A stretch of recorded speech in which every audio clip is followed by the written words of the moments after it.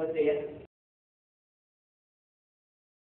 in some places they try to make things available via both FTP and HTTP, but unfortunately what you found is that they tend to use, basically because of the products they're using on the back end to do the layout of their web pages and stuff, like using Domino and things like that, and the WebSphere applications, all the applications they're using, they end up using HTTP downloads. Yeah, but you get around that, and you can use it. Once you set up and provide your password and your username and your password for the day, you can apply that into an FTP client and then start it downloading. You used to be able to, now they've hidden the directories. Are you talking specifically about software choice or about the developer connection? Developer connection and the network and the Netscape download.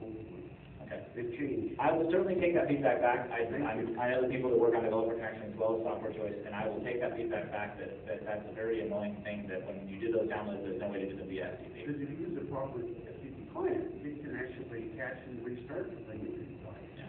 Thank you. Now, why that doesn't start? Try and make an attempt on that one? On the download thing? Yeah. Well, first of all, what TCP/IP version are you running?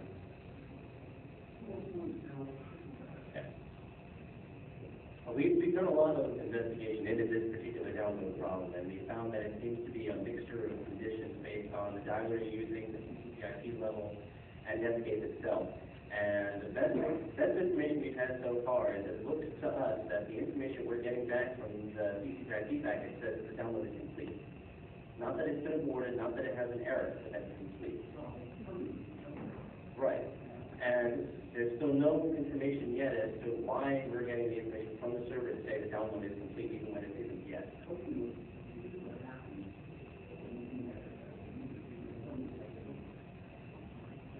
So we keep everybody involved.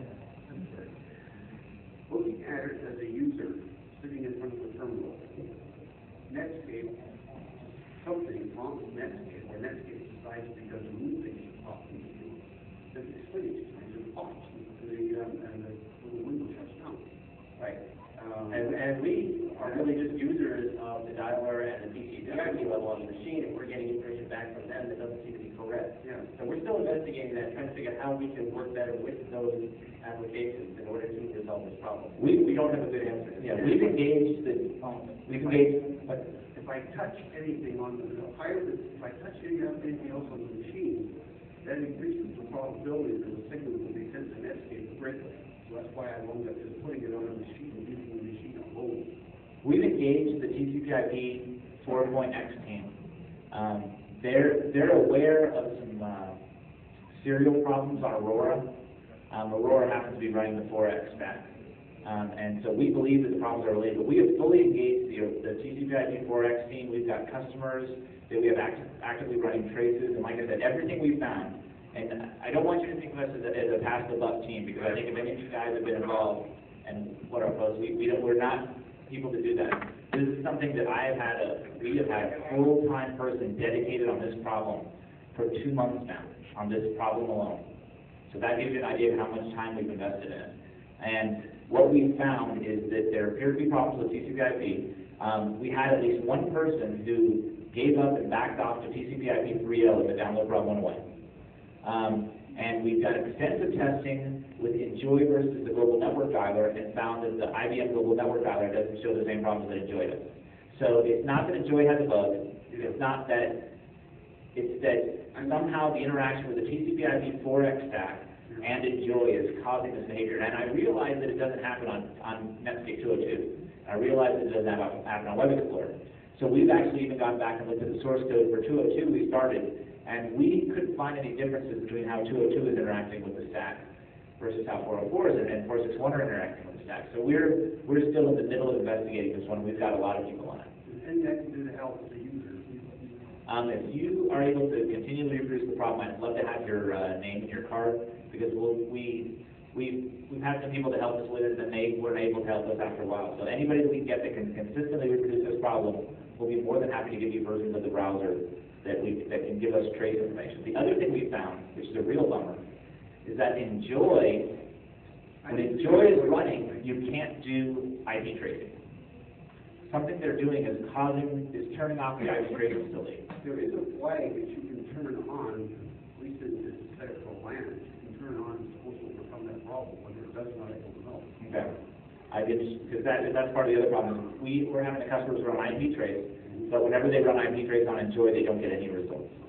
So, like I said, if anybody, after we're done here, if anybody wants to give me their name, I'll add them to the list of people that we talk to when we run out of patience with, not patience with the person, but the person that's working with us runs out of patience with us in terms of helping us with the problem. We just kind of cycle. We get an answer. So.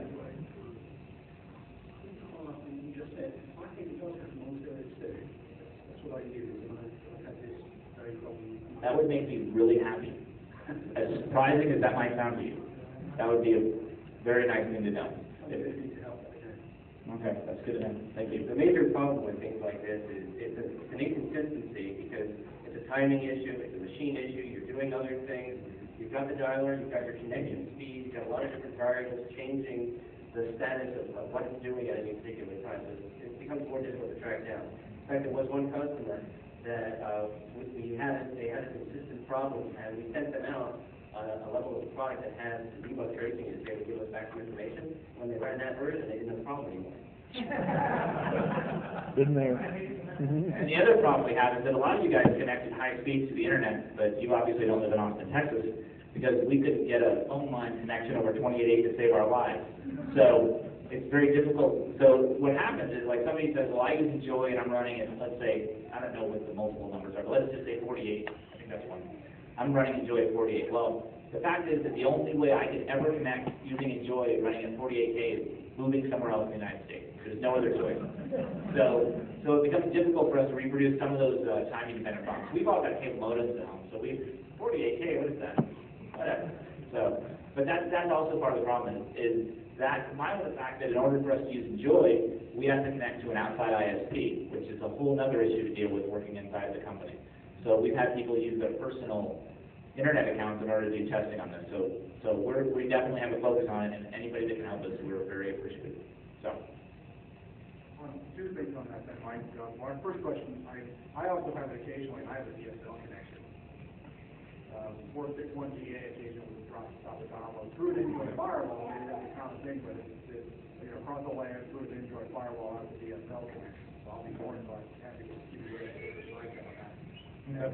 The second thing is, occasionally when I'm running 461GA, I'm running Java 1.18, and I get this problem that says unsupported Java version.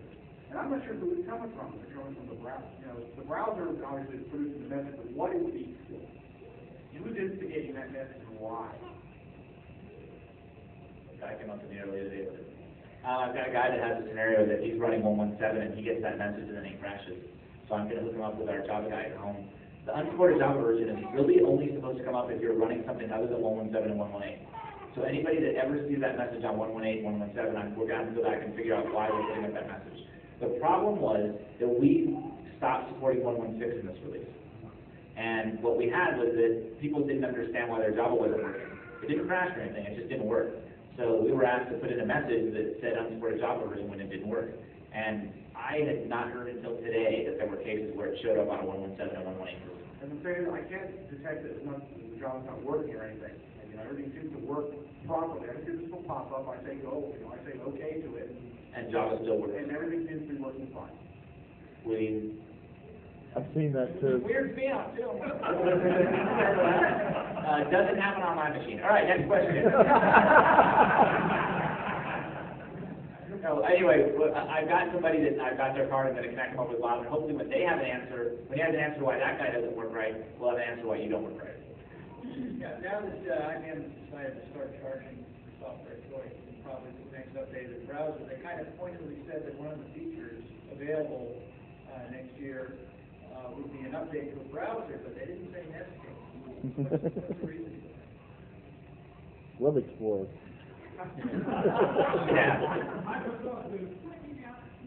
I prefer was too. It feels nice that they're asking questions that I happen to be involved with, so I've got the answers to them. Okay, all right. The short answer is, you know as well as I do that IBM's not going to pre-announce anything. When I read that note, the very fact that they even guaranteed that you were getting a browser next year, I was like, what? Where? What? We're working on a browser? So the answer is, what that is that's a commitment to a browser, and they're not going to be specific on that. Now, Web Explorer, I'm gonna go with a no on that. Internet Explorer, I'm gonna go with a no on that one as well. Surprisingly, that leaves like 2 browsers, and Opera, sorry guys, I'm gonna go with a no on that one too. So, the short answer is there will be a new browser next year. That statement alone said that there will be a new browser next year. That's all I got. Are we working on a new browser? I certainly couldn't tell you if we were working on a new browser. But the very fact that you saw that statement said that there will be a new browser next year, and if you look at the track record of the browsers we've done, you'll probably get a good indication of what that browser will be in the future. So. Was I specific enough without being specific at all? All right. I'm waiting for the obvious question, by the way. I hope that led into an obvious question, which somebody will ask soon. Joe. Hey, Mike, I also have the 46 version on 118, but like the other guy, if you click OK, John will go along.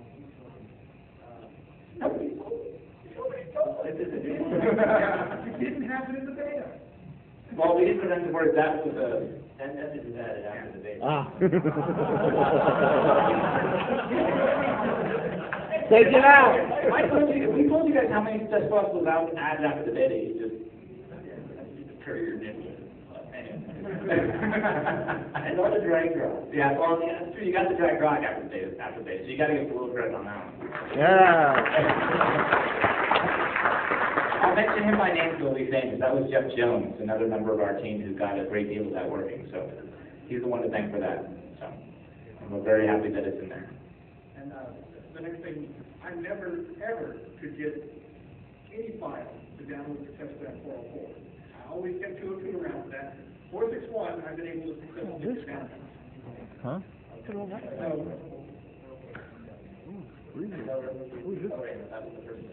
Oh, is this the problem where on 404 it would just hang up the machine completely while you're No, down? on 404, you start to download, and like the other guy said, if you wouldn't do anything else, man, that download is tough.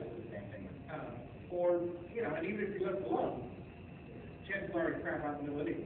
Were you able to try this on like the more recent versions of 404, like the February refresh before the expected instance set? Because I believe we did fix that after the fact. At any rate, so 461 seems to be a lot better. The one thing I do have noticed with the 461 that I wanted to ask you about was